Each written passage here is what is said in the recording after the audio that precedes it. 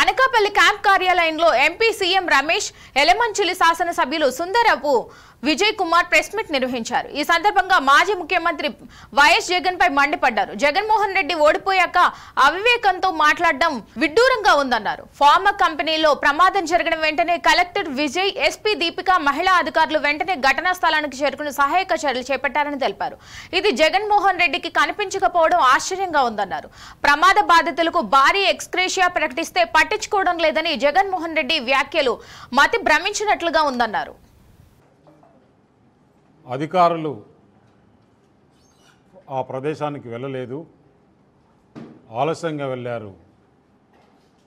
సంఘటన జరిగిన వెంటనే 40 నిమిషాల్లో జిల్లా కలెక్టరు, జిల్లా ఎస్పీ, మిగతా అధికారులందరూ కూడా అక్కడి నుంచి అందరితో మాట్లాడుతున్నారు, హాస్పిటల్తో మాట్లాడుతున్నారు. ఎమ్మెల్యేకి ఫోన్ చేశారు, నాకు ఫోన్ చేశారు, ముఖ్యమంత్రి కార్యాలయానికి విషయం తెలియజేశారు. అక్కడ ఎవ్రీ మినిట్ ఏమి చేయాలి, ఏమి జరుగుతుంది, అంబులెన్స్లు తీసుకురాలేదని చెప్పి ఈయన చూశాడా? ఎవరన్నా చూశారా?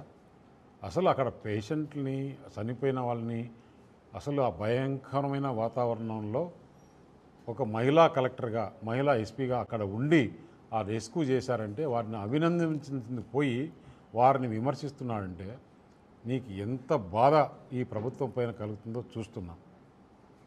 సంఘటన జరిగింది, చాలా ఘోరంగా జరిగింది. అసలు ఆ బ్లాస్ట్ అయిపోయి ఆ వాల్సే బయటకు వచ్చి, బాడీస్ కూడా బయటకు వచ్చి ఇచ్చేస్తే ఆ ప్రాంతంలో ఏదైతే రెడీగా వెహికల్ ఉందో ఆ ప్రాణం కాపాడాలి అనే ఉద్దేశంతో వారిని హాస్పిటల్ తీసుకుపోతే అంబులెన్స్లు వచ్చాయి. అంబులెన్స్ రావడానికి 10 నిమిషాలు, హాఫ్ అన్ అవర్ పడుతుంది. అయినా కూడా అక్కడ ఏ వెహికల్ అందుబాటులో ఉంటే ఆ వెహికల్ అందుబాటులో తీసుకొని హాస్పిటల్కు మెరుగైన వైద్యం కోసం ముఖ్యమంత్రి గారు ఆదేశించారు. మీరు కావాలంటే ఎయిర్ అంబులెన్స్లు తీసుకొని ఎక్కడైతే అనుకూలంగా ఉంటుందో వారి ప్రాణాలను కాపాడుతామో అక్కడికి తీసుకెళ్ళండి. వారు చనిపోయిన వారిని గవర్నమెంట్ ఆసుపత్రికి, కేజీఆర్ హాస్పిటల్కి తీసుకోవడం, మిగతా వాళ్ళని కార్పొరేట్ హాస్పిటల్కి తీసుకోవడం. మెడికేర్లో కొంతమందిని పెట్టారు, అచ్యుతాపురం కార్పొరేట్ హాస్పిటల్లో, అనకాపల్లి కార్పొరేట్ హాస్పిటల్లో కొంతమందిని పెట్టారు.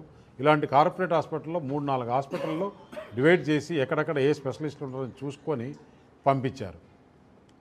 అటువంటిది నోటికొచ్చిన అబద్ధాలు, అసలు విషయం తెలియదు. అతను ముఖ్యమంత్రిగా అందుకే అంత ఫెయిల్ అయింది. పరిహారం చెల్లించకుండా పోతే ధర్నా చేస్తానంటాడు. పరిహారం ముఖ్యమంత్రి